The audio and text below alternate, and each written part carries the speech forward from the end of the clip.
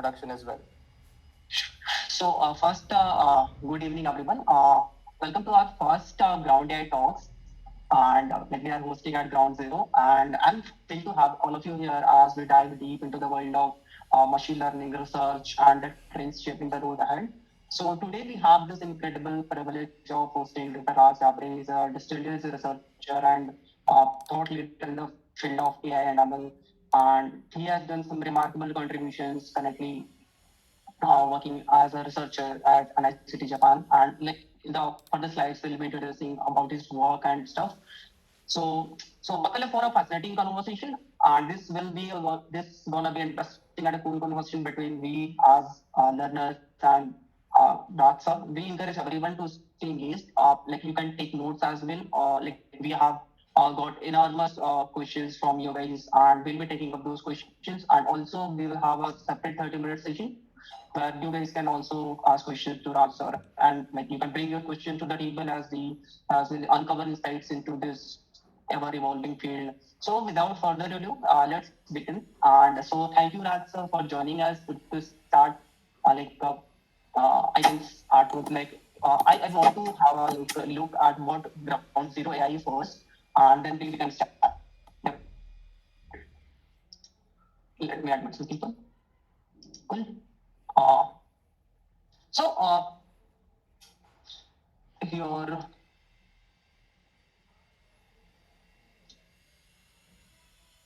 Welcome to first Ground Zero. So what basically Ground Zero AI is? So it's a vibrant community that revolves around machine learning for everyone and by everyone. So we just started on this new year and we got enormous response from you guys. And it's like whether you are just starting out or you are some expert, there is something to contribute in this community. And we have just the notion to let's start this contribution from everyone and by everyone to learn, grow, and share knowledge together. So our mission is simple but yet powerful. We aim to empower people to become better at ML by providing, relevant resources, the record videos, meaningful exposure, and guidance from experts. There are many folks who are like at Ivy Leagues, MIT, etc. So at Ground Zero, I currently we have created an engaging this is our I think this is not yeah. So this is just we have introduced about like what basically Ground Zero is, and what we have covered so far is basically like this is the video content we have started uploading. We have also recently collaborated with Deep ML to provide you ML and maths guidance and like provide questions on the platform. Also, we have this leaderboard kind of thing where we have we at the weekly sessions do weekly assignments, and we get a leaderboard of it. We host this quizzes, notebook drop, like video drops, where we drop this content at it, and there are many such channels like from where we can actually get benefits like doubts, problem of the day, blogs, and paper summaries. So if you want to join such community where you're looking to master the foundations or exploring stuff completely free, there is no such intention of going to that direction, like just learn and contribute and help people. So you can surely join. And yeah, surely we can let's build the future of AI together in India as AI4Bharat is currently doing. So this is one of the motivations. And yeah, we can surely start from here. So introducing Rasa, like probably I encourage everyone to see his Twitter profile, or if you not have seen, so like somehow somewhere you have seen this picture on Twitter if you are active there. So currently Rasa is he's researcher at NICT, like he's also a faculty at IT Madras and IT Bombay as well, and work like if you have joined AI4Bharat community, so you may have seen him discussing around research and things. So yeah, like I assume that previously you have seen these fees somewhere. So like you can also read some of his my team has just prepared this stuff like what his contributions and what actually he had done so far. So he has a nice PhD on exploiting multilingualism and transfer learning for low resource machine translation, which sounds very interesting. And yeah, like he's currently working in Adjunct faculty at Madras, as I said, and he's got a 2100 plus citations on Google Scholar.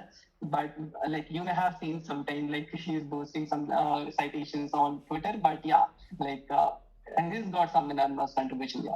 And next, like you can see. Uh, his current research profile, like what works he has done so far. So Raj has contributed in neuro IPS and many such popular conferences. And I'll encourage everyone to join AI for Bharat Discord server, where we host some research paper discussions, and there are a lot of folks who are actively discussing stuff. So yeah, and yeah, this is the thing. And next, so what's going to the session like? For first 50 minutes, we'll discuss general received question we have got for in the form of Google responses and stuff. And the next 30 minutes will be taking questions from you guys. Like audience can raise your hands, you can raise your hands one by one and start like asking questions. And the last 20 minutes, there are some cool trivia questions we would like to ask. Yeah, next up. So mhm, I think yeah, we can start from here. Yeah, okay, cool. Do you mind if I take over? Yeah, sure. Okay, cool. Right, so I'll just share one quick set of slides. Okay, this is kind of a self-introduction that I had prepared for somewhere else, but let's see. Can you see my slide? Yeah. Okay, cool. Hi. So hi. Thanks all for this. Thanks to Himanshu for organizing this, and thanks for having me over here. This is the first, I guess, expert talk. Although I don't like to call myself an expert, but yeah, it is what it is. So yeah, my name is Raj, and let's just start looking from the bottom all the way up to the top. The top is the more flashier part. So I finished my master's degree from IIT Bombay under the guidance of Professor Pushpak Bhattacharya. And the very first thing that I was actually working on was morphological analysis and fundamental analysis of languages. And back then, I used to work on rule-based machine translation. And then towards the end of my master's, I started on statistical machine translation. After that, I went to Japan to do my PhD from 2014 to 2018, where I was what is called as a mixed PhD scholar at Kyoto University. And yeah, I had my PhD for 3.5 years, of which there was an additional half a year of research assistantship, which was mandatory. And once I got my PhD, I started working at NICT Japan. NICT. So the thing is, maybe NICT is not well known to everybody, but NICT is a government-funded research organization, and this organization is like 50% between academia and industry. So anyone in NICT typically deals with a little bit of industrial stuff as well as academic stuff, because NICT also produces some softwares and some systems and which are made publicly available or to certain groups. And in NICT, I've been working on machine translation as a continuation of my PhD, but then I branched out into language generation, speech, and a little bit of vision. And from 2024, which means last year, I started taking a little bit more of, let's say, mentoring roles, where I started leading a team of international researchers and interns. This was mainly in an effort to kind of consolidate some of the work and have more of direction to it. Also from last year, I had two visiting faculty appointments, one at IIT Madras and one at IIT Bombay. And IIT Madras, I think I talk about it quite a bit. And I work with AI4Bharat, where I'm one of the co-leads of the language generation and speech efforts for Indic languages. And I do a lot of hiring activities. So if you apply to AI4Bharat for, let's say, an internship or a researcher position, there's a good chance that I'll be your interviewer. If you follow me on Twitter, you might have seen me complaining about some things here and there. So I do have high expectations. So yeah, I'm hoping that some of you get inspired to apply to AFA Bharat after this interaction. So the other appointment at IIT Bombay is at CFILD. CFILD is actually the lab I was in IIT Bombay during my master's degree. And it's kind of surreal to go back to your alma mater and become a teacher back when you were like a silly student working on small problems and then just doing stupid stuff as a young kid. But yeah, overall, that's pretty much my educational background. And I've done I do a lot of other activities. Like I organize two workshops or parts of some workshops. One workshop is the workshop on Asian translation. The other one is a workshop on machine translation. There's also a third workshop, which I'm technically a part of, but I don't really have much of activity to do there other than just give some broad advice. So I haven't listed that here. I was the EMNLP 2024 website co-chair. So that logo, if you've seen of the EMNLP, I was the one who designed it. And also back a decade ago, I was the local organizer in Koling, again in IIT Bombay when I was a student. I do a bit of reviewing and area chairing, and I think for ACL it'll be senior area chairing for all the A-star ACL conferences. And I do a little bit of non-academic volunteering where I run the Discord server. I think Himanshu's already talked about it.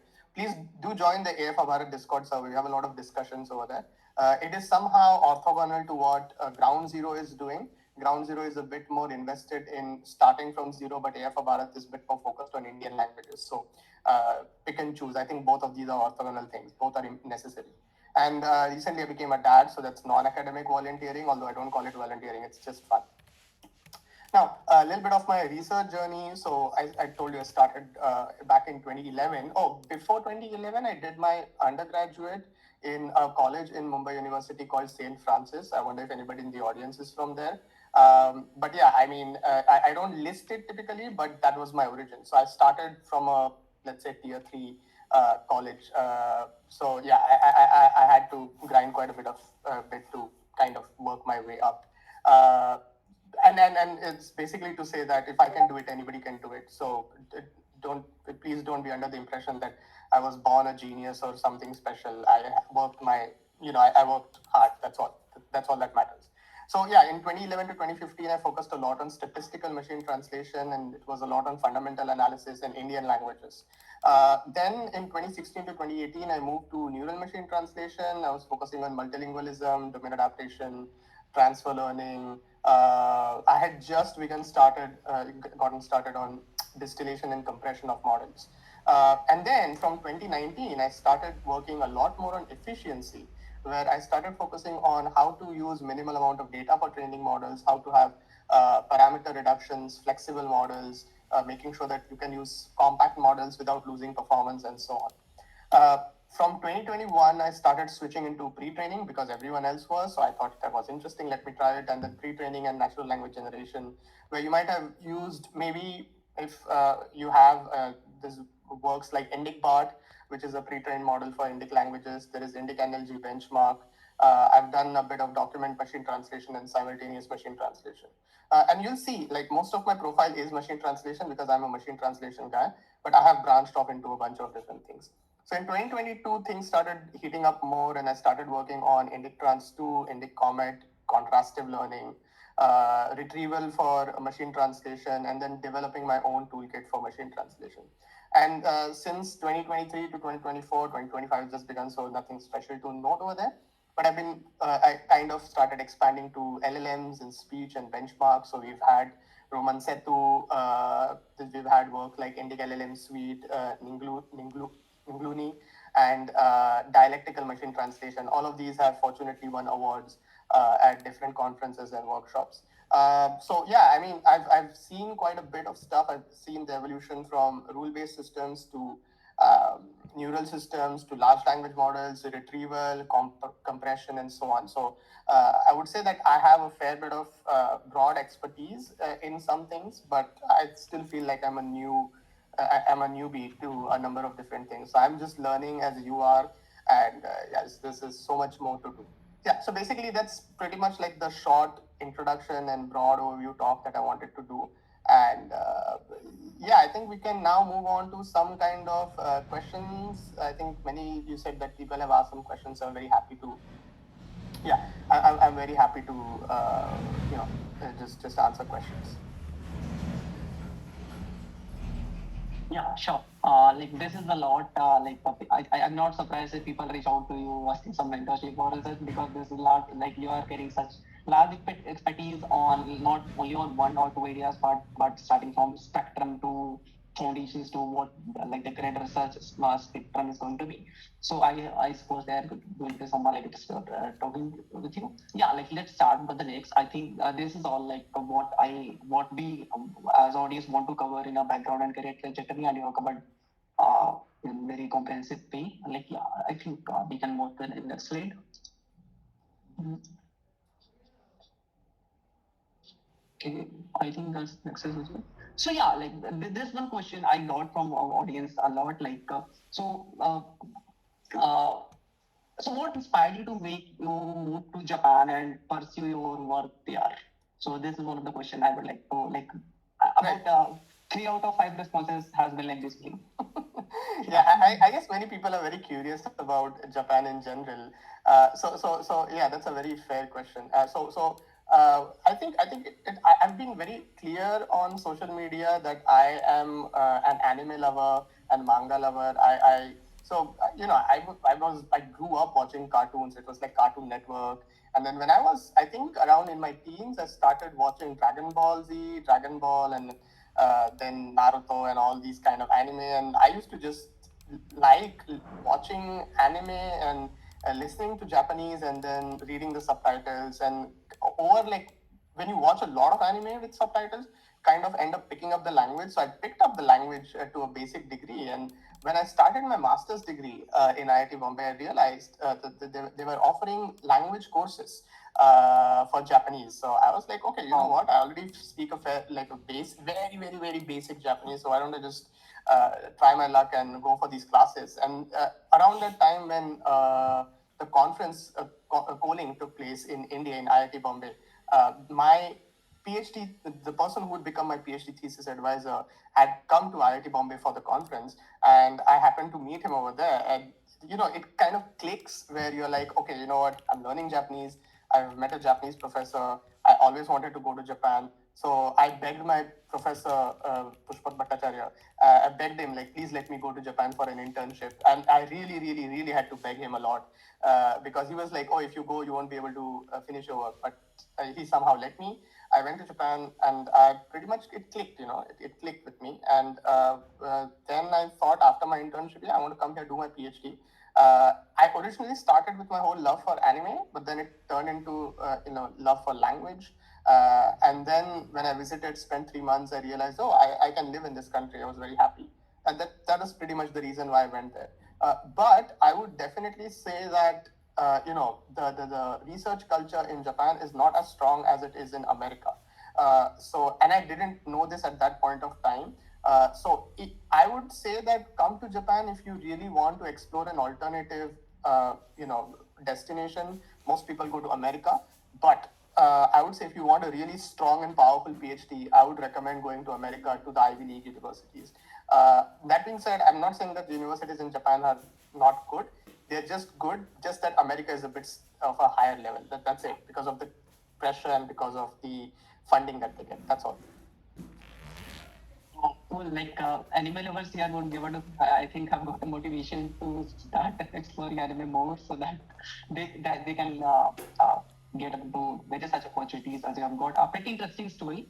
Also, yeah. Next, like one question I have got is like Japan has such a unique approach to technology and work culture. So, what are the some key differences you have noticed between the hustle mentality in Japan and your own experiences in other places like in India or somewhere you have been to? Right. Again, I think you have to understand that I have never really worked in India. I only did 1 year of lecturership after my undergraduate in the college that I graduated from. So that is the only work experience, and that was teaching. So all I had to do was just do lectures. There was nothing special. So I can't say that I know about the hustle mentality in Indian work culture. But that being said, a number of people around me do work in India, and I know that it's a lot of hustle. It's not about how hard you work, but about how smart you work, about how you do jugaad, how you take shortcuts. And we take a lot of this mentality to foreign countries. You'll see that a number of Indian people going to foreign countries do rely a lot on hustle. There'll be some people who work purely on hard work and grind, but hustling is a part of our system. Jugaad is a part of our system. It is who we are. In Japan, you don't really need to do jugaad because it doesn't matter how much jugaad you do. The progression in your career is a matter of time and not a matter of effort. Effort matters, but time matters a lot more. So you'll see Japan is very senior oriented. Senior people have more authority than the junior people. Now, even if I produce 10 times more papers than someone who is 10 years older than me, the senior person will always have the more power, more say. This is changing, but it is hierarchical in Japan. That being said, it's not entirely a bad thing because because you are guaranteed to be senior at some point of time. you don't have to actually put too much stress on yourself. So you might have heard that Japan has this horrendous work-life balance where you kind of have to work like a slave. You have to work for many hours. That actually depends on where you are. If you work in a lab like mine, so I work in the advanced speech translation laboratory inside NICT, and our lab is very chill. Like the boss is like, you do what you want, focus on what you want. They never stop you. So here he's like, you don't have to necessarily. He has never said it directly, but the implication is that what matters is your outcome and not how many hours you've put in. So it's pretty chill. I am the guy who likes to put in a lot of time and effort, so that's why I do it. But there are people around me who don't put in as much time. They're pretty much on the chilling side. So it really depends. There are some labs which are like very dictatorial, and there you're like pretty much under stress and under pressure. So I would say that if you do want to come to Japan, you should really figure out what lab you're going to, and just make a wise decision before going somewhere. That applies to anywhere, by the way. It's not just Japan, by the way. So yeah, like that was something we have to understand. Like Japan has something it's not as easy as we think. So we can expect some hurdles on it. Yes. Like on a lighter note, there was a question, and I always have been curious. Why is the term Yankee used to describe the delinquents in Japan? It's called Yankee. Right. Yeah. So I'm not entirely sure why that is the case, but I think, and this is just my guess, it comes from. So here's the thing, right? In Japan, there is a lot of English. Not English, but English. The L replaced with R. So it's essentially the some misinterpretation of Japanese people of some English terms, and once someone adopts it, everyone starts using it. So at some point of time in the 90s, people started calling delinquents as Yankees. I don't know why. I think it came from, maybe it has come from the term Yank, which was used to refer to an American. And Japan and America were at odds with each other during World War, and they used to call them, these Yanks are crazy, and essentially kind of, combination of different things. But again, don't take my word on this. I'm not really sure. I've never questioned it. I've just used, I also know what the word Yankee is, and I say, oh, he's a Yankee when I speak in Japanese. But yeah, I personally have never investigated the history of the term Yankee. Cool. Sounds interesting. One such question I'm also got in the same perspective is so do companies based in Japan hire for entry level MLA related jobs? If yes, how to get them? So this is one kind of question. People are looking for jobs in Japan. So what would you? Right. So here's the thing. Yes, they do hire entry level people. So you have to understand one thing. If you want a job in Japan, it is 99% better if you get your degree in Japan itself. The other way so vast majority of the people who get jobs in Japan as an immigrant are people who have done their degree from a Japanese university. So it could be Kyoto University, Tokyo University, Osaka University, whatever. People who have done degrees from a foreign university, they do come to Japan. Often it happens, but the number of companies who will take you in as fresher or as an entry level will be a lot less. So for example, when I was in IIT Bombay, some Japanese companies used to come to IIT Bombay placements like NEC, NTT, and so on, and they take maybe like 3 or 4 people from every batch to take back with them to Japan for a job. And then they'd be located in Tokyo or maybe Nagoya or something like that. Toyota sometimes comes to India. So yes, they hire, but the number of people being hired from international venues is a lot lower. So this is one hack that I could recommend, is a number of people who come to Japan from another country typically go from the tier 1, tier 2 universities. And even then, it's to companies like Rakuten. So you may have heard of this company called Rakuten, which is known as the Amazon of Japan. Not really, because its standard is a bit behind that of Amazon. But people do apply to this, and Rakuten tends to hire a lot of foreigners, especially Indians in bulk.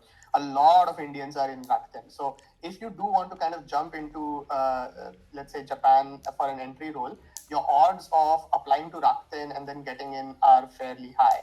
Sony hires, a number of companies hire, but yeah, it's not that straightforward if you haven't graduated from a Japanese university. Cool. So yeah, that's pretty much we actually have to look to know and be really sure about continuing a job like either Japan or some other country as well. So like switching to the next side, which is like research ecosystem, as you talked about research in US as you compared research in US and Japan, but coming to like as the most of the audience is Indian, so coming to this perspective, research ecosystems in India and Japan. So, what difference you see in India research and some foreign or like Japan-based research ecosystems? Right. When it comes to the research ecosystem in Japan, right? So Japan tends to be very close. Japan is not particularly international in terms of the number of collaborations it tends to make, at least not in tech. I've seen that Japan tech is pretty much closed with very few international collaborations. But this is also true for Indian tech, right? Indian tech typically tends to collaborate with India itself with a few collaborations outside of India here and there. Japan does have its connections with industry. Japan loves it, when academia and industry collaborate with each other. So that is true. In India, it looks like there is some collaboration, but sometimes not. I've seen that, sometimes industry people want to collaborate with academia, but want to get a lot of free stuff out of them. It's not necessarily the case. In Japan, there is a contractual system, so there's no way for some parasitism to take place. It's a bit more standardized. Now, Indian research tends to be a bit more on the like go with the flow, make what happens. Again, the jugaad kind of a thing. Like, okay, if something doesn't work, try something else, switch between topics. It can be a bit chaotic without much direction. In Japan, there is a very standard direction. So once you've decided something, it has to be based on a lot of research, background checks, and so on. And once that's decided, you pursue it thoroughly till the very end to make sure that you have not left any stone unturned. And then once you're done with that, you either say, okay, this worked or it doesn't. In either case, you don't necessarily, get flamed for it. There will be some bosses who are very demanding, but in a vast majority of cases, I would say that the research ecosystem in Japan and India is similar in some cases in the sense that it's demanding, but it really depends on Japan being a very principled, very organized, and India sometimes can be a bit disorganized. That being said, there are pros and cons to both. Being disorganized means you can actually fail fast and find quick topics, but in Japan, failing is not necessarily an indicator that you need to switch to another topic. You can continue to stay on the same topic and pursue it thoroughly. So it depends on the perspective.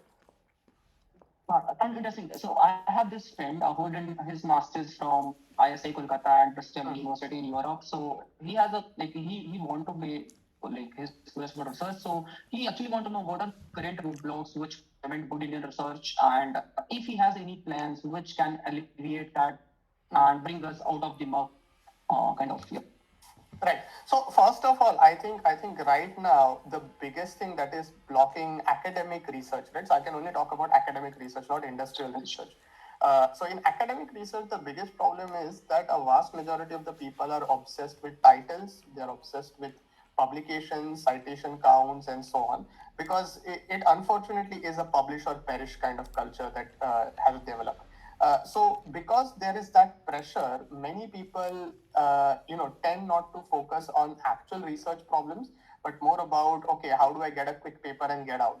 And a vast majority of the people are actually more excited about doing something and getting out of India rather than I'll stay in India and I'll fix some problems. I am guilty of one of those things as well. So back 10 years ago, I had the opportunity to do my PhD back in India.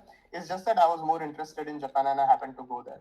But someone like me probably could have stayed behind and done something for India. So and my whole grind back then was, again, it's something that trickles from the previous generation, right? Parents are like, America jao, go to America, like go to a foreign country. We are all obsessed with going to that to a foreign country. But if I now that I know what it means to have do research in a developed country and what is required, I would say that India really needs to first stop obsessing over metrics and numbers and titles and instead focus on actual problems that need to be solved. And when we are trying to solve problems, it's better to band together. Now, you know what is the most powerful thing about Indian people is that we are so many in number that if we all put our heads together, we can literally crack anything. Like, you know that ISRO can send out rockets for what, 1/10 the price of what NASA does it, right? And our people are very capable, very competent. A lot of people in Japan, if you say that you are Indian, they will automatically say, "Oh, you must be very good with maths and you must be very smart." And if you say to companies like, "Oh, you're from an IIT or NIT," people will immediately be like, "Okay, I know what that is." So that is the reputation the best of us have, and there's a lot more than IITians or NITians in India. And IIT and NIT is a matter of who cleared the exam, who didn't. But there are people I know from even what we call as tier 3 universities who are exceptionally bright and talented. So these tags and titles don't really matter. What we need is people to be brought together and allowed to work on a problem, give them compute, give them an environment, and give them salary. Unfortunately, salary is one thing that you cannot compromise on. So so these people, if they have a lot of money, if they have a lot of VC funding, set up organizations like AI4Bharat, because AI4Bharat gets a lot of philanthropic funding from, let's say, Nilekani and so on and so forth. That's why we can afford to give good salaries to really talented people. This kind of source of money, if we can tell people like, hey, you can get like, as a fresh graduate, you can make 70K, 80K, 90K, 1 lakhs if you're talented, people will be a bit motivated to stay back. If you give people the right environment in India, they'll stay back and they'll do miraculous things. Look at Professor Mitesh Khapra. He could have been in MIT today as a professor, right? He's extremely talented, but he stayed back because he knew that he could create this environment. And this environment, like AFA Bharat, is one such example. There could be hundreds more if we have the people bringing in this kind of support. That's my take. I have also been part of research internships, interviews, and stuff. So, like, what professors or what general mindset has been into like take them as unpaid research, get into unpaid research thing. So that shouldn't be a norm because comparable to other universities, maybe in Europe or US, they pay a huge chunk of money on the research side, like keep them complete as well. But as far as Indian academia is concerned, like we need to send a lot of emails and do some formalization to get the compute and stuff from old administration at colleges. So that really has to be improved. Right. So I absolutely despise unpaid labor. And the problem is people are so desperate that they're happy to do unpaid labor, but that is unethical. Now it's a kind of a thing, right? Okay, you're desperate for success, so the only option is to do unpaid labor. So sometimes people do it, but we need some people. But then people need money also, right? You can't do work for free. So people who actually are like big industrialists, people who have made it big, people who have VC funding, they should be making facilities such that unpaid labor is a thing of the past. Because like it or not, money is a very nice motivator for people, right? If you show people money, people will work hard for it. So that is one of the things that definitely needs to change. Compute will come, right? Compute is fine. We can figure, and Indian people again very jugadu. We can figure out how to make collab work for us. Okay, even if it's free, we'll figure it out. But salary, some basic human support is very required, I would say. Yeah. So I think like we have cleared so much myths and delve into more what research ecosystem is in India as well as other countries and how it can be improved. So we can jump to the next slide, and this is the one slide which you may be getting about 20 plus DMs how to start machine learning advice, like what should be a pathway. So starting with the first question, you can try to make it as brief because there are many such questions, but to make the audience like believe on the concept, we can start with the first question. What would you recommend to someone who is just starting out in ML? Right. So I am the person who believes that if you're starting out in ML, it is better that you know where the history is. Okay. If you suddenly jump into transformers, you are going to miss about, let's say, 80% of the innovations that have led to transformers being possible. So this is why you have to know decision trees. You have to know what linear regression is, logistic regressions, SVMs, and so even if you don't use them, it's fine. You need to understand the basic maths behind it. And that's why going to these basic books like Bishop and so on, these really help. You should also be very strong with your algorithms. So it's sometimes you work with a lot of data, right? So knowing how to handle large chunks of data, how to implement approximate algorithms, greedy algorithms, knowing how to process data very quickly, how to parallelize stuff. All of these things you should know. A good coder can always be a good ML researcher, but not all ML researchers are good coders. You should have your coding skills top tier. You have to have this. So you should practice coding, develop toolkits, whatever you need to, but just get your hands on things done. Second is, as a newbie ML researcher, try to implement things. Like, for example, if you see logistic regression being shown to you, try to implement it. You can have PyTorch, whatever it is, right? But try to implement a pipeline where you can train your own logistic regression. Colab will be, Copilot and these, Claude, etc. They'll be able to write you beautiful code. But if you can run that code, you're not a ML researcher. You just know how to run a Copilot. You should actually understand how these things work. When it comes to things like a bit more recent things like transformers, right? You should understand what this transformer looks like, what is under the hood. So I've interviewed, okay, so I'm going to go on a bit of a rant over here. So I have interviewed more than 30, 40 people for AI4Bharat, right? And I can tell you the number of people who can't write basic code to check whether a string is a palindrome or not. And this is not even a lead code question. This is basic stuff that you learn in any coding class. People can't do that. These basic things have to be done. Secondly, people have their entire resumes written with, I've used transformers to do this, I have written a RAG approach, I have done this. And you start asking them questions. Okay, then explain the transformer to me, right? You use the transformer so much, you've got to know the transformer because you need to get, tomorrow, if you want to change the transformer to something, to change some functionality, you should know what's going on. You ask them, okay, what is the purpose of the positional encoding? And I've had some people say the purpose of the positional encoding is to encode positions. I'm like, dude, I'm not in Mumbai University again, where you can answer the question with the question. So that happens. So try to understand these basic things, the fundamental concepts of something. And you can say, like, okay, do I really need to know how C++ works in order to use C++? That's a fair argument. But when you study the transformer fundamentals, you actually understand a lot about machine learning and basics. Yeah. That's why I insist on people understanding the transformer basics. That's why any technology that you use quite a bit, and if your research is based on modifications of the same, then you should understand the same thing. People will disagree with me on this, that's fine, but I believe that you should be reading a lot of stuff and understanding these things. And when it comes to advanced stuff, read papers. Papers are a must read. If you are getting your knowledge from blogs, or you are getting your knowledge from very simplified distilled versions, you're not going to learn. So I've recently started preparing these tweet summaries, right, of papers. Those are not meant to be the end goal. That is for you to get motivated. So you read the paper. Please read the paper and understand these things into depth, because people know only surface level, and when you're at a surface level, you're going to miss out on a ton of opportunities.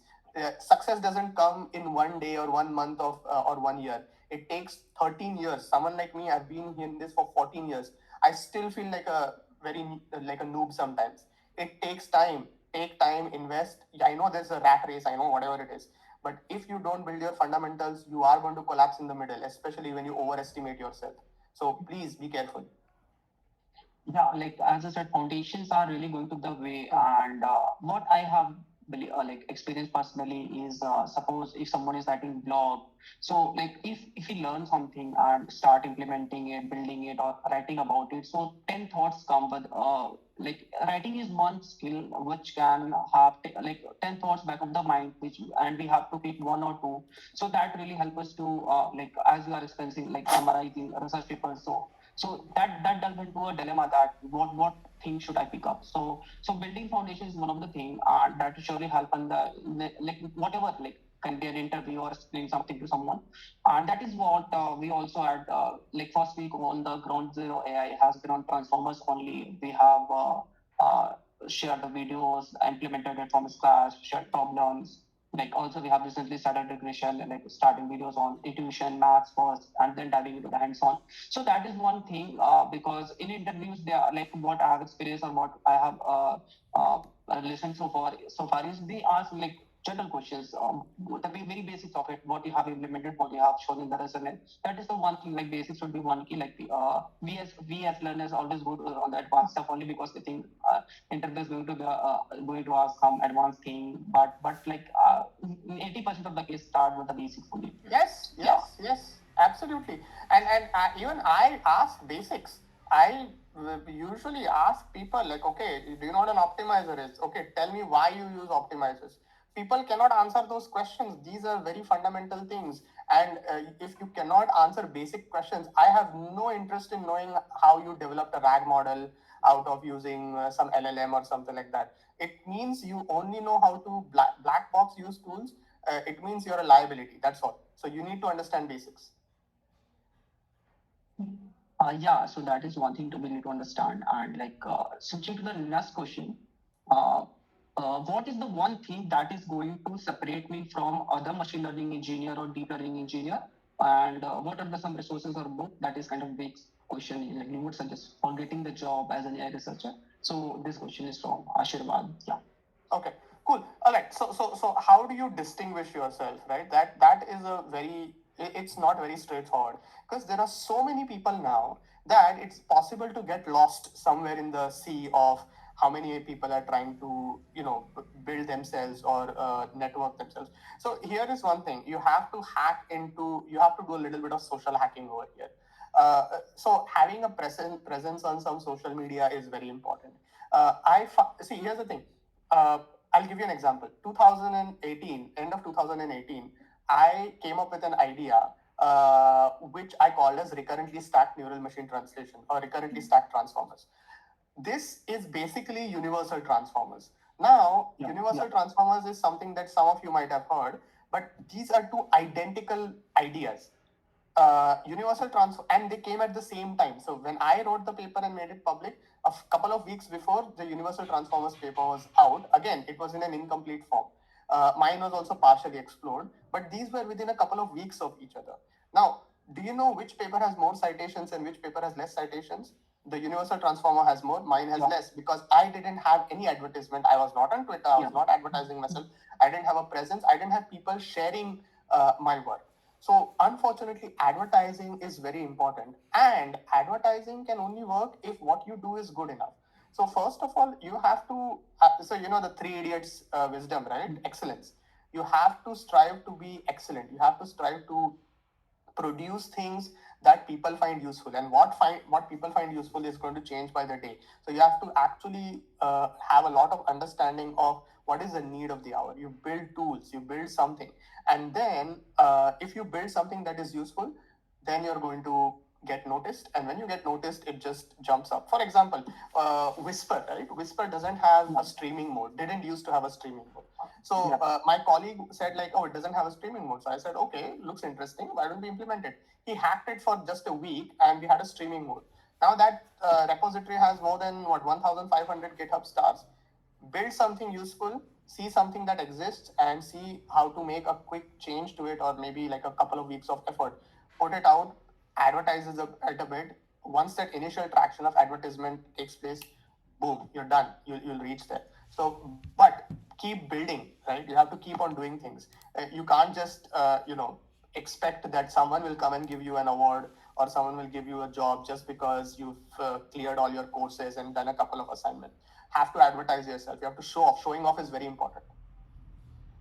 Yeah, and I think that is one concept that everyone will relate to it because we see so many of things on the Twitter, like people get hired or get appreciation by paper authors, and everyone like it is actually appreciating. And I will also recommend everyone to read that recurrent stack transformer paper by Raj, because it's actually one paper that has been kind of it should have been universal transformer because but they didn't get much traction. So by the way, that got published in triple AI, so it's not that it went unnoticed per se. It's just that the same idea by two different groups can have different levels of reach because one group had advertisement power, the other didn't. The other group is by Google, right? So who am I to compete with Google? I'm not as big as Google. That's it. So this is one question. What is cost of your training workstation? Are you using any cloud provider or you set up your own system by principally? So here's the thing, right? NICT and AI4Bharat, these are two different organizations, and also IIT Bombay is a different organization. So at NICT, we have our own compute. We have quite a bit of compute. I think I've talked about it a couple of times on social media. But we have, let's say, if I wanted to give you an absolute count of total number of GPUs, somewhere around 900, 800 or 900 GPUs are spread among 20-ish researchers, out of which only like 10 researchers actually use the compute. Don't be surprised, Amandeep. If when you Japanese government has a lot of money. We have a lot of money in Japan. This is why I also want Japan to invest in India, and I'm trying to get them interested in India. And so far, they are doing that. But yeah, I mean, even with this GPUs, you can't simply train a large language model. That is a pipe dream. You need on the order of like 10,000 GPUs to get something like that done. So it's good. It's good to do some research, but you can't do some cutting edge research, some types of cutting edge research. So you'll be limited. AI4Bharat does a mix of things. We have a small amount of in-person, local compute. Most of it is cloud-based, and we have to switch between providers because it depends on the funding, it depends on a bunch of things. So it's not very straightforward. But yeah, AI4Bharat has some compute here and there, and we managed to do some fun stuff with it. And similar for IIT Bombay, there is a lot of government, let's say, subsidized compute plans which are made available. Yeah. Also, recently we have seen like as far as this compute conversation is going on, recently DeepSeek came from China because Yes. so far China haven't much export on language models, but recently like DeepSeek came and look at many benchmarks like even OpenAI 103 as well. So what is your view on that? Like some country like China open source this model, been using, everyone is using it. So how should we look at it? Right. So you have to understand that China works very, very, very differently from India, right? China, I'm not going to get very political, but China, the government of China has extreme amount of control in how things are regulated. And if China wants to become the world leader on, let's say, LLMs, the Chinese government can in an instant change policies such that a certain company can get tons of money. They can call back all of the researchers from US, the Chinese researchers from US, give them a huge amount of salary and get them cooking. So it is very much within the realm of power, for China to do that. And the cost of producing things differs depending on the country. China is fairly cheaper because China is still considered as a developing country, but I would say that China is way more advanced than India. I've been to Shanghai, I've been to Hong Kong, I've been to several places in China. They are very advanced. But we still classify it as a slightly cheaper country compared to America. So the cost of living is a bit lesser, and the cost of producing things is not this. And all of this is controlled by the government. In India, we can't do that. So that's why we are still not as organized as China. China is very organized. They have a laser focus on things. That's why they can do these things. Indic LLM is regarding whether an Indic LLM would be on the way or not. As Parv has asked, I would say that we are still quite far away from it. The only organization I see two groups that can work on this, one private, one public. So I think Professor Ganesh was heading one Bharat GPT initiative. This is a public initiative, right? Public government funded thing. That is likely to end up in a GPU. I'm not sure how many, but I think they have 2,000 plus GPUs or something. And they could most likely come up with a GPU on the order of 7 billion parameter models. But I can tell you this right now, it does nothing. You need to have a minimum of 30 or 70 billion parameters to have even a little bit of impact in the terms of very general AGI-like capabilities. DeepSeek is what, some 600 billion parameters, and that too it's a mixture of experts. So if you consider it as a sparse version, as a dense version, number of activated parameters is like 47 billion parameters or something, if I remember correctly. Now, that means we need to build at least 30 billion parameter models. First of all, Indian languages, we don't even have the data for it. Where is the data going to come out? The Indic LLM suite itself provides the largest collection of Indic data, and on the web we could find only 60 billion tokens. to do something meaningful, we need 1 trillion tokens. Where do we get that from? So unless these fundamentals, these foundations are set up, we are not going to have any LLM beyond 7 billion that is going to mean anything. We need to create a lot of data. Now, Servam, on the other hand, has a head, has a lead in this. And Servam was built on, a lot of synthetic data. Synthetic data is the future. So we are going to have to figure out how to mass produce monolingual data so that we can hit that minimum critical mass. And then compute is all you need. Just grind for 1 month or whatever on $5 million. But till the data problem is solved, and that's what AI4Bharat is trying to do. We are trying to solve the data problem. The data problem is not solved, you're not going to build anything. So till the data problem is solved, it's better to focus on, more fundamental approaches. What are the small tweaks that you can make? How to build application-specific LLMs, or how to take existing LLMs and adapt them for some application things, rather than dreaming that okay, India is going to build its big LLM. For India to build its big LLM, we haven't solved the data problem. Or someone needs to figure out the transfer problem, how to transfer from English to Indian languages. If anyone figures that out, the problem is cracked and it's done. Sarvam has done it in the brute force way with synthetic data, and I think that is pretty much the straightforward solution. Because at the end of the day, right, might is right. You just brute force your way into data, you'll figure out all the problems. Yeah. And also, like, sport and policy makers need to have a look on it to more democratize these things and be available to all.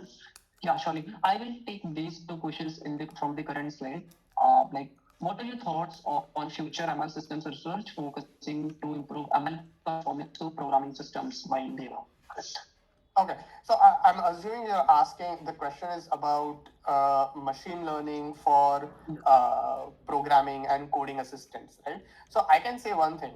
Thank God we have stuff like copilots. GitHub Copilot has saved my time so much. Not because it can write complicated code. Actually, I can write better complicated code than Copilot can. But I would say 99% of the people give up writing boilerplate code. And now copilots have made your life so much easier that they can write boilerplate code very nicely. They can do a lot of your repetitive tasks, redundant tasks. They can cut it down to close to zero, and they will have super speed up. So I would say that if you have any kind of interest in developing these kind of copilots that is going to reduce user think time, such that the moment you have a thought and you want to write some code, it instantly converts that into code. So a good instruction following programming assistant, that would really save people's lives. So I would say we're still far away. There are some interesting possibilities of code generators with reinforcement learning feedback based on software engineering metrics and blah, blah, blah. But there are some very interesting open possibilities there.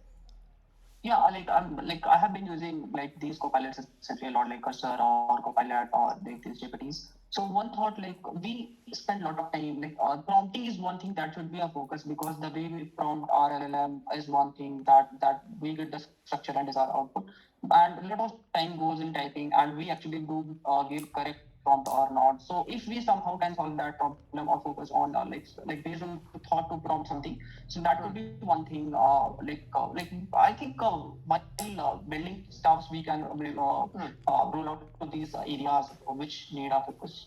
Right. So I'll just say this. Don't assume that this copilot will solve all of your problems. Instead, identify the problems that you know that the copilot can solve properly and use it exclusively for that. Then for the rest of it, use your own brain. This is one last question in this. AI and ML is the hot field right now. Do you think there's an oversaturation in this space, or is there is a need for good and talented people? So there is an oversaturation. That being said, unless we have this oversaturation, we are not going to reach the critical mass we are going to require to build what we call as AGI, or a super intelligent system. So yes, it is oversaturated, but too many people are focusing too much on the juicy parts of machine learning, which is the whole LLM. I want to build an LLM. I want to do fine tuning of LLM, and nobody wants to focus on the actual hard parts, the more fundamental research questions, which take actually years, if not decades, to solve. So you need to really look at problems which are very still new in their development and focus more on those and be more on the frontier side. So you can't just go to the more fancy, shiny problems. You need to look at a vast majority of problems, look at the more obscure papers, look at the more obscure research topics, and see if that can be built. For example, Jan LeCun keeps on talking about JEPA and so on, right? He's thinking what happens 10 years into the future. Look at these people, the forerunners, the front runners, the people who look into the future. Those are the problems that are going to become relevant 10 years later. I know people who 10 years ago were not relevant, but now, because back then they were working on the problems that are now important, these people have become superstars. So you have to kind of be forward looking, work on some relevant current problems, but think about problems that will pop up 10 years later. And for this, you need to look at people like Hinton, Ilya Sutskever, and so on and so forth. They're already thinking about the future, like 10 years into the future. There is a lot of noise and a dilemma over AI agents rolling out this year, like specifically 2025. What is your view on that as far as AI agents are concerned? I mean, AI agents are going to be there, right? The future is going to be like the Matrix. There'll be like agents moving throughout. There'll be agents interacting with agents. It's pretty much software robots interacting with each other. It's going to be a fact. Agents are how things work, right? You have chatbots, you have assistants. Agents are basically assistants. They're all co-pilots essentially. Everything is a co-pilot. So yes, it is going to be the case. It's going to accelerate because now we have agents which actually can do a fair enough job for a number of situations. I know for a fact that there are many projects, many government entities asking to build agents for some specific purposes for Indian languages. So yeah, that agentic research is a very hot thing. I would say invest in it for sure. And the best thing about agentic research is you don't really need to build your own LLM. You can just make API calls. But how you compose API calls is a very fancy thing. One such thing, like I'm really interested about agents, like how browsing agent is going to be take place. There are many such initiatives by Google, Microsoft, and other companies like rolling out browsing agent, but still they are yet so far like to get a certain outcome. I hope like we can solve this problem by this year or like within No. So browsing is a very personal thing. Every person has a different way of browsing things. Agents are surely going to change how we browse things because back in the past, in 10 years ago, when Google was still Google search was the way we got information. It was the case that we just had to search for something, then we have 1,000 pages, then we had to decide which is the priority one. PageRank used to do its stuff. But now with agents, things will be a lot more simplified. We're also going to have to worry whether these agents are hallucinating or not. So a bunch of problems, but it will surely speed things up. A lot of questions can be solved instantly. Sometimes a number of questions you ask tend to be very trivial. Those can be answered very quickly with the top ranking page and querying that page. So it will be like a 2-tier query. The first tier query lists down short things. The second tier query queries the specific pages that we're interested in. So this will all be done by agents for sure. Sure. Like moving forward to the next slide, one question was: is AGI or ASI soon? Like, will there be an AGI or ASI soon? Very much intriguing how much capable maths and algorithms can be by Aditya. So ASI for sure. I think super intelligent aren't already these LLMs super intelligent? I would say that they are already here. I think so. Super intelligence means what? Basically, a single model can handle a vast array of capabilities and can do things 100 times faster than humans can. So I would say that is super intelligence. That's not an issue at all. General intelligence means it has to be a bit more broad, a bit more human-like. And that I think is still a bit far away. I think Sam Altman said that 2025 is the year that they're going to crack AGI. I would say, sure, in theory, maybe they'll crack it, but I would still say we are 4 or 5 years away from it for what would be considered as AGI. But then again, I'm not Sam Altman. I'm not Ilya Sutskever. I don't know what Ilya saw. So maybe he saw something. And depending on what he saw, the answer might change depending on the person. Cool. Like moving on to the next slide, I think AJSI debate is revolving or into there, and we do expect something around that, and we have certain benchmarks like frontier math benchmark that has been solved. Arc and so on, yes. Yeah, so that is one, like as we are progressing to like escalating those numbers also, I suppose that we would break that benchmark this year too. So Right. this is one question, like the agenda is about independent research.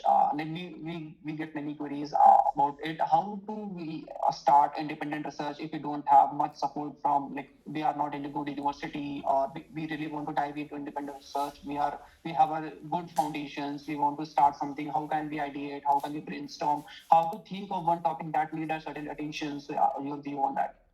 Right. So independent research is extremely hard, and asking me to give tips on independent research is like asking a blind man to see, because I have never done independent research. I was always in a group. I was always in an organization.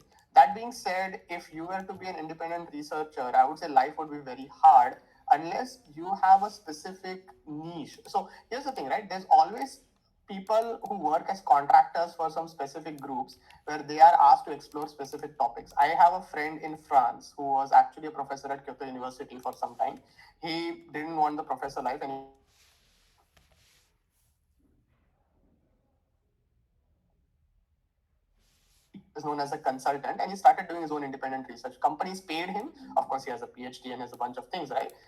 That's why companies are happy to pay him to do these kind of explorations. And that is how he does his own independent research. But he works on very obscure orthogonal problems that most of you won't even see. These are very niche use cases seen by specific companies. But for that, you have to kind of have a profile. And for that, doing independent research rather than doing that, I would recommend try to get into a big group, get exposure, and then you'll be able to be a bit more of a consultant. But that takes time. Yeah, So that don't.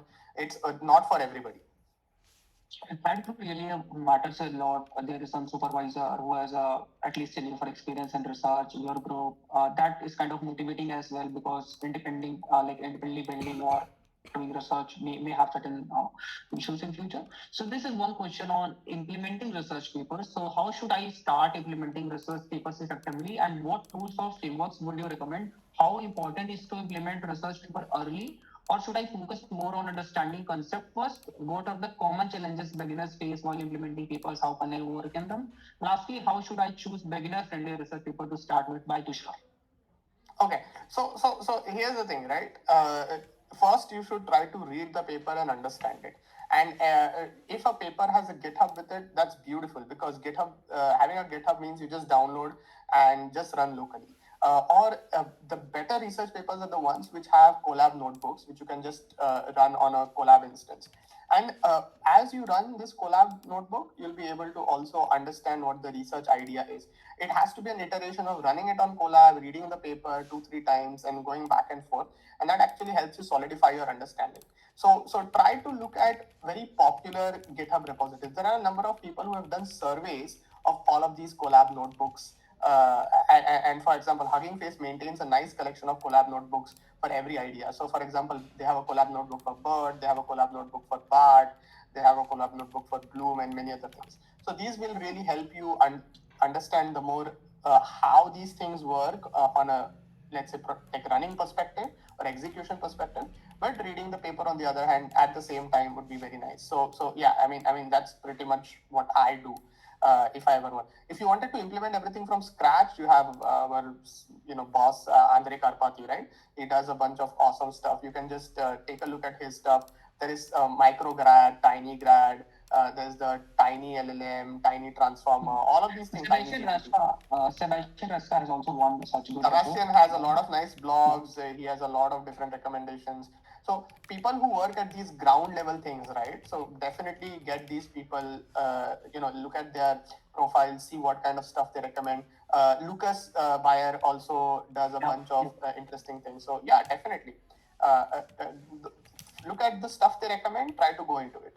And if you have a lot of time, implement it hands-on. But if you don't have too much time, don't worry about it. Take a look at these collabs and try to kind of break them and then see what things are how things are done under the hood. I think that is pretty much interesting story, and I think we are done with the questions we have got, and we have covered many such aspects of research, ML, and stuff. So this is one last question, and I personally wanted to add it, and like, what is vision of AI4Bharat? Because I have learned deeply from Professor Mitesh, and like, this is one such organization which is really looking forward to with what big banks in US are doing. So how can we escalate in this so far? What is the ultimate requirement? Like, cracking interviews, getting into AI4Bharat is one such different thing. But how how should we as an individual team to get into this and crack something big, like doing on something our own? So what's your way on that? As Right. AI4Bharat is doing so far. Yep. Right. You know that I've already created this Discord for AFR Bharat, right? And the reason for that was to get people under one single umbrella, so that once we have a certain number, right? So I think the number needs to be around 5,000 people in that Discord. So at some point of time, once that momentum is there, then we can actually get people involved on a lot of open projects. So for AFR Bharat already has its own GitHub. We have a lot of projects. We have issues on those projects. What you could do is look at which projects interest you, make pull requests, make some modifications, optimizations. So we have Chitralekha. We have a bunch of projects. Just understand them, git pull, make some kind of pull request, make some modification things that you see would be worth of a contribution, and just do these things. We also actually we have been planning for a lot of time what is called as a samuhik training, where everyone would be able to use a small amount of their compute and provide trained versions, or let's say small minimally trained versions of their model. Then we merge all of this together, distribute it again, so that everybody can contribute a small chunk. It's a kind of a federated, distributed training. And we do need a critical mass for that, because some people will have some handful of compute. They'll be able to provide some training for some particular layers or something like that. We want to get all of that done, and it'll be pretty interesting to see. So yeah, for AI for Bharat, we are a grassroots organization. So we want to build things from ground up. So people can help with creating evaluation benchmarks. Like for example, someone among you might speak, a particular dialect. You can create that data for that dialect. You could probably record yourself. You could record audio, speech data. You can go around collecting it, and then you can say, "Hey, I have this. Can I contribute? Can I provide?" And that could be a way. So essentially, it depends on whether you have some unique stuff, something that you can provide by yourself, and just reach out, right? If you say that, like for example, we had someone saying that they have some machine translation data for Kashmiri. That is something we can use. Of course, we will welcome it. So please, I mean, if you have something that you can contribute to, just contribute. Yeah, I remember like I'm going to call as well for data annotator. I think there are a bunch of profiles for data annotator as well on this, and like there are certain profiles like we can show list. There's not one such ML engineer thing, but look at for the contribution website. purposes. Look at the website. Look at the website. On the website, we have a bunch of openings from time to time. We have intern openings. We have openings for research scientists. We have AI resident. We have openings for project associate. We have a bunch of openings. So just look at what piques your fancy. Just go for it. Yeah, I think we have covered most of the questions, and let's for the next 15 minutes, I'd like to add questions from open audience. They can speak up, or we'll take questions from the meet as well, like on chat as well. So starting from the first, this is covered. Can you give tips for a sixth semester students learning and where to find ideas for good projects and how everyone should go for a topic? And also, if I have to write a research paper for X topic, I think we have covered this. And we don't want to be redundant here because there are more interesting questions. So how about let the audience speak, because some of the questions are redundant, some of the questions may be answered. Raise your hands and please unmute and ask. So Preetham, why don't you go first? So I want to let you know. So if some question has already been covered here, so try to ask some different question or different perspectives so that this sequence don't be a redundant one. Pratham, you can speak. Yeah, hi. So my question is, like, what are some research problem in machine learning other than large language models and genetic models that is worth solving or worth looking according to you, and how to figure out that it's an important problem? Right. So second part of your question is very hard to say, because even I don't know that answer, because things are changing so fast that I can never tell you whether something is going to be a right problem or not. I tend to work on things which I find that people will use, that is the need of the hour. So you have to do work on things that are needed. That means, yeah, it is the right problem. If it is not something that people need, then maybe it's not necessarily the right problem. It could be very theoretical. As far as what are the research problems, so LLM and Gen AI is now a very broad thing, right? There are many specific things like speech. Speech is a problem. Automatic speech recognition for Indian languages still needs to improve quite a bit. That is one of the components in these Gen AI systems. Vision is another thing. So vision understanding, OCR is another problem. When it comes to image generation with Indian languages as input prompts and so on. So alignment of cross-lingual alignment is a problem. Transfer learning is a problem. So LLM and Gen AI is just a very broad topic. There's a lot of subtopics under this that you need to look at. Transfer learning, how to have synthetic data generation, small language models, model compression, distillation, so many topics. Just pick and choose. See what fancies your interest. Just go with it. Diffusion transformers have also been in the place we should look forward to. Yeah. Thank you. Sure. Next, Kabir. Good evening, sir. I've noticed your thoughts on lead code shared on Twitter. And for you, does this indicate a shift from purely research-focused roles to now opportunities in the big tech? Right. So specifically, what are you trying to ask when it comes to the lead code thing? Because I have complained a lot about how lead code style programming interviews are not the best way of testing for someone's coding abilities. They test something, but they don't test the exhaustive coding abilities. And big tech, depending on the industry, depending on the company, their coding requirements change. For example, I've taken coding interviews for Google quite a bit, and like essentially I've interviewed with Google a few times, and I can tell you that Google is very code oriented. You have to be a good coder for Google, no matter what. So they will test some lead code stuff, but depending on the role, they might be lenient with coding stuff and focus more on your research roles and so on. So it really depends. But that being said, things need to change, right? The lead code coding style does not necessarily tell you whether this person can build a big machine, pipeline for training LLM systems and so on. So different things have to be done. And for that, having a good, rich GitHub profile really helps. Having shown that you've contributed to projects or had an independent project, that really helps a lot. Right, thank you. Yeah, welcome. Thanks, Sabir. Next, Paul. So I wanted to ask, what do you think about the future? How do you imagine the state of AI in India 5 years from now, or in the world? Oh, that's a very loaded question. Okay, that's a very good question.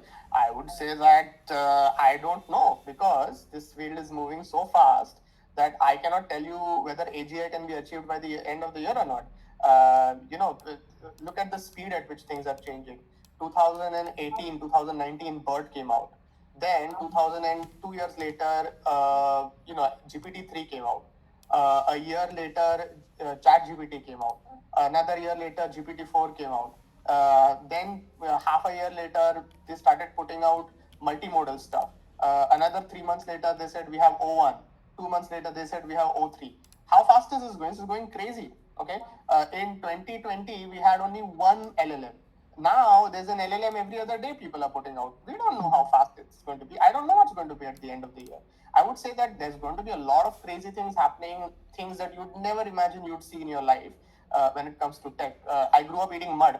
I had no idea that the world is going to look like this. But it's happening. It's accelerating really fast. So I would say that just prepare for huge changes. There'll be a lot of shakenings, but hopefully it's going to be good for us overall. And also another small question: what are the main problems that you are focusing on that you think will be that give the biggest ROI? ROI. NLP? Right. So again, Indic NLP has a huge shortage of task-specific, language-specific, dialect-specific data. So creating data sets would really give you a strong momentum. And then solving the transfer learning problem from high resource languages to low resource languages should give you the highest ROI. That is the one thing I believe in. Thank you. Welcome. Thanks, Paul. Lavanya. Yeah. Hi, Raj sir. Thank you for taking this question. I have two questions. One is a more general one, and one is a bit personal. So the first question is, what are some good pre-doctoral research programs which you personally think can really help someone who is doing an undergraduate to skyrocket his career to a PhD and to good PhD programs? And the second question is, Can I answer the first question first? Because sure, my context length is very short, so sometimes I tend to forget. Sure. So AFR Bharat's pre-doctoral program, the AI resident program, the project associate program is solid. Okay, we if you are a talented person, then you can come to us, and there is no calling bro. Okay, bro is one word which is a taboo word for me. So basically, what I'm saying is that AFR Bharat is one thing. You should definitely try for AFR Bharat. But if you want something in big tech, Microsoft has its pre-doctoral program. Google has its pre-doctoral program. I don't know if Meta has one. They probably do. But Google's deep program. So Partha Talukdar had featured one of the pre-doctoral program openings, right? Please, that is one very solid program. Okay, Partha Talukdar, as you know, is a very, very, very famous and a very influential researcher. If you can apply for a pre-doctoral program with him or some related team, it's wonderful. MSR Kalika Bali, she's a very famous researcher as well. Her team is pretty good as well. So yeah, definitely try these industrial, like big tech places. AFR Bharat, other labs giving good pre-doctoral program.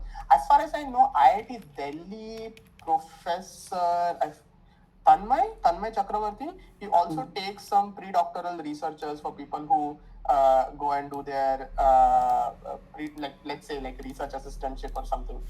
MBZ UAI has good research assistantship programs. So I know that one of my research assistants from AFR Bharat last year, he went to MBZ to work with Professor Alham and Professor Thamar. Yeah, there's plenty of options. Just keep your ears open. People will be advertising. I would like to add two more, one such more program. I was there at IIT Bombay this summer, was the research internship, and they have rolled out pre-doc program at Trust Lab and at KCDH Lab. So Trust Lab is mainly for cybersecurity and stuff, more on the system side, and at KCDH they solve problems in digital healthcare and on the transfer learning side. So all these two labs are based in CSA department only. So yeah, and they advertise a lot about taking up admission in the pre-doc side, and I have seen some couple of candidates have joined their program, so you can actually check out on the Trust Lab side as well. Yeah, Seafield also has this. Seafield doesn't formally have this, but sometimes there are openings that are floated. And if you're talented enough, you can work. And working with Professor Pushpak Bhattacharya is pretty much a big jump up for you. His recommendation can skyrocket you anytime. So if you do a good job, yeah, you should be good. So you can reach out to Professor Pushpak as well. That would be a nice opportunity. And as Himanshu mentioned, Trust Labs, these are all very well-established labs. They have some good. They don't have any, maybe CFIL doesn't have any formal declaration that it's a pre-doc program, but if you finished your undergraduate and working as a researcher, research engineer, it's a pre-doc basically. Thank you so much. It really helps me. Yes. And the second question is a bit personal one. I'm currently a first year student and I am interested in research. So what do you think would be a good pathway? Like I'm doing an online degree from IIT Madras. So do you think TA-ship would be a good option to get into the campus and then later convert it into RA-ship or anything, like start doing research from there? Do you think? I mean, right now, so you said you're doing an online degree in IIT Madras, is it? Yeah, correct. Okay. You could consider approaching any of the profs in IIT Madras in the what's it called? The DSAI department or the CSA department to see if they can take any interns, apply for those internships. See, here's the thing. You know what the magic of IITs is? The magic of IITs is the campus and the environment. You have to go in there and you have to be surrounded by all of these people. Online degree is, of course, one of the things that you choose because sometimes you cannot always go in person to some places, right? It's a choice that you make. But if you can go in person, go in person. It really changes your perspective. Sure, thank you. That was all. from my side. Thanks, Lavanya. I think we are running short of time, so we will take up two more questions and then we'll go to trivia and end up the session. Like, if anyone to speak up, just raise your hand. Lavanya, you can lower your hand. And if someone wants to speak up, you can just raise your hand and okay. Yeah, anyone from your audience.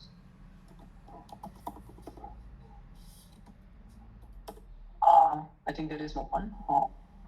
Sure. Like we have also have some slides on trivia as well to make it more cool. And yeah, so this is the one. Is this. Since you're a big anime fan and also living in Japan, what's your favorite anime and So, all-time favorite or current favorite? let you can answer both. Not any. Okay, my all-time favorite anime should be. I'm torn between Dragon Ball Z and Death Note. As far as my favorite manga, my all-time favorite manga would be. That's a tough one. Somewhere where I had a very strong emotional reaction to it. I would say Naruto was good, but my recent one has to be a manhwa, which is more on the Korean side, which is Solo Leveling. My recent favorite anime is Solo Leveling. I mean, hands down. This Dr. Stone as well. I mean, see, believe me, when it comes to anime, it's like choosing your favorite pudding, right? There's no single favorite pudding. Yeah. Thanks. Next is favorite Japanese dish. Very interesting question. If I had to say what is my favorite, so Japanese cuisine has. So if you're talking about something that I could eat on a daily basis that is healthy, so Japanese, there is something called as soba. Soba is buckwheat. It is noodles made out of buckwheat, and soba is something that you can eat on as much as you want, and it's pretty much healthy. So that is one of the form of noodles that I love the most. But if you wanted to go fancy, right? I like what is called as teppanyaki, which is more of a grilled, like a live cooking meats, vegetables, whatever it is, kind of a cuisine. So I would call it teppanyaki. Then under that comes okonomiyaki. You have yakisoba. You have a bunch of different things, but that's the general cuisine that I like. By the way, my favorite is still Indian food. Okay, that's number one. Yeah. Indian means any like Mumbai dish? Oh, I mean, so I'm a Mumbai guy. So specifically, my favorite food has to be food that I grew up on. So I grew up a lot on fish curry. So fish curry is like my go-to thing. It's my healing dish, basically.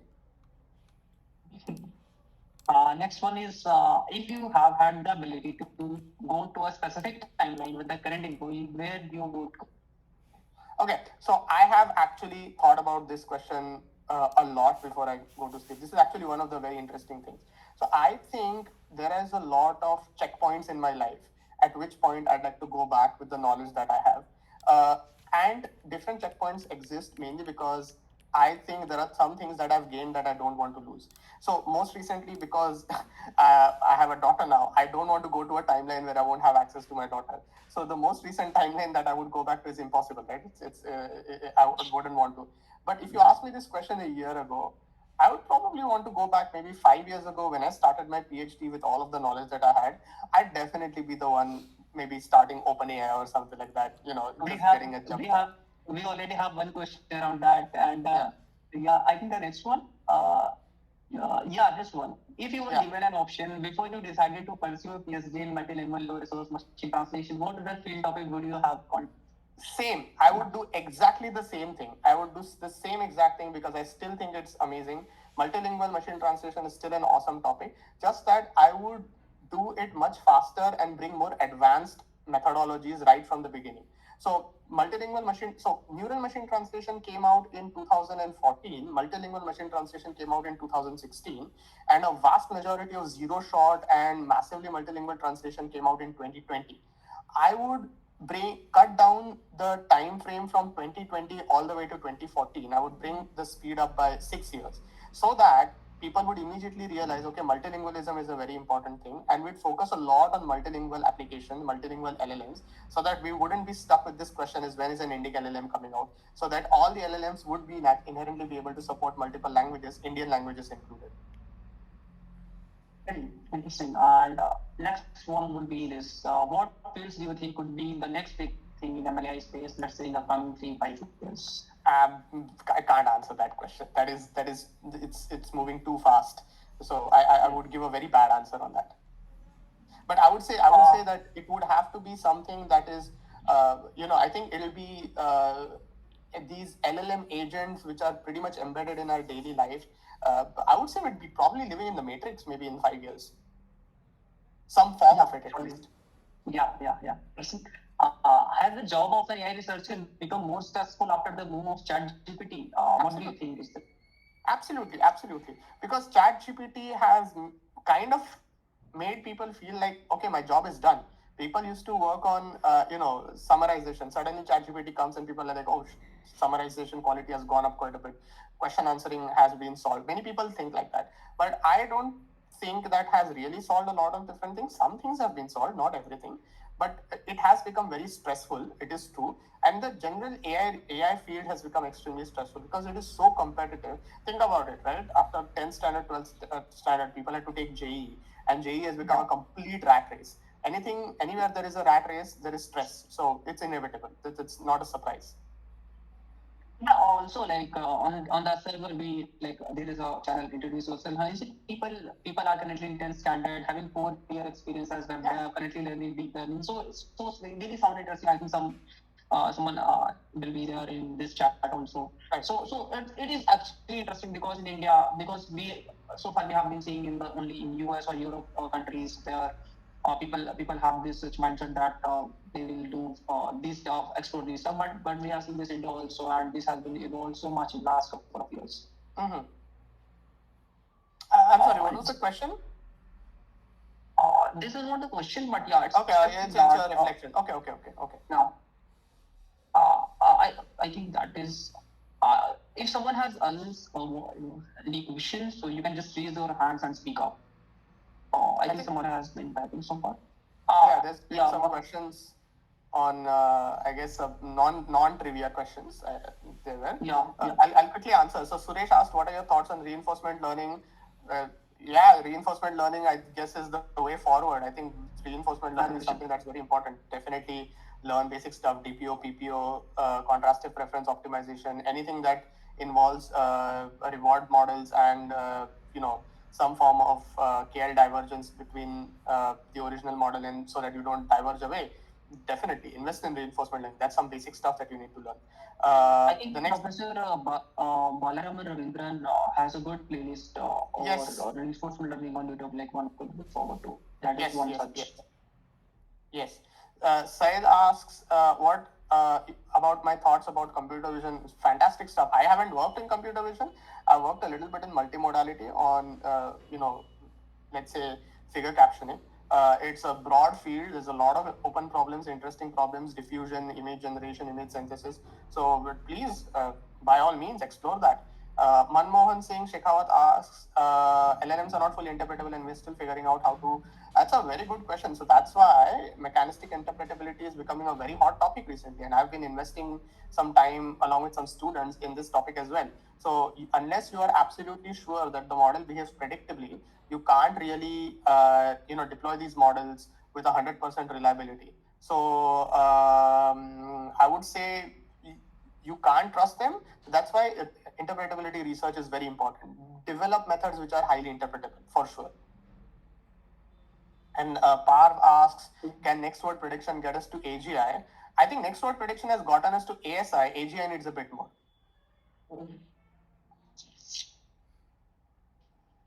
Any more questions?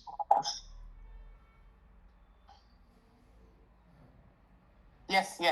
Follow Neil Nanda for making it up. Yeah, he's the lead for in DeepMind, I think. Yeah.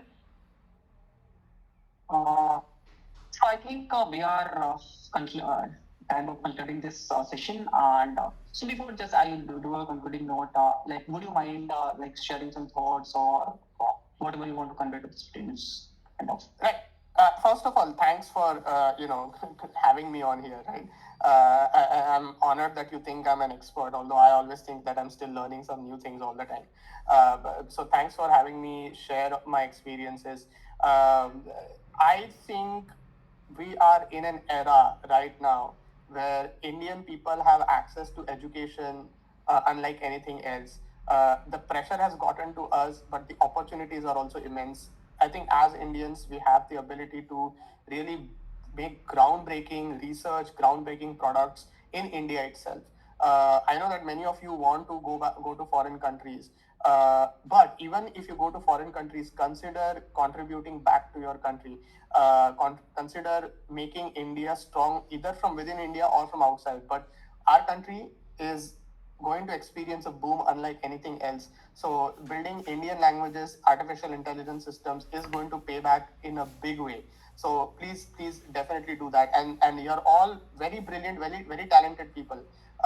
Stress is going to get to you. Life is going to be tough, but don't let it get to you. You are supposed to enjoy your life. So please enjoy your life. Enjoy things. If you're not enjoying something, it's better not to do it. Farming is a much better option if doing AI research stresses you out. So please enjoy your stuff and take it easy. Okay, have fun, work hard, suffer, but you have to take it easy. Otherwise, it's not worth it. You're not here to suffer unnecessarily. Okay, so please, that's basically my final message to you. And if you like funny stuff, please follow my Twitter. You'll see a lot of funny stuff over there, as well as some experiences. That was I about to say, and I really enjoyed it a lot. I get a lot of perspectives there, and to be honest, I really enjoyed this conversation, mainly the questions and especially the answers, and I relatable and valid answers, and I just thank you for joining us. So it's been absolute pleasure having you on the show. So just to have you, and we're looking forward to more such sessions in the future so that we can escalate this AI it is becoming a writer is so I don't know what formally should we call it, but yeah, interestingly we should be looking forward to more such sessions and doing the stuff. Yeah.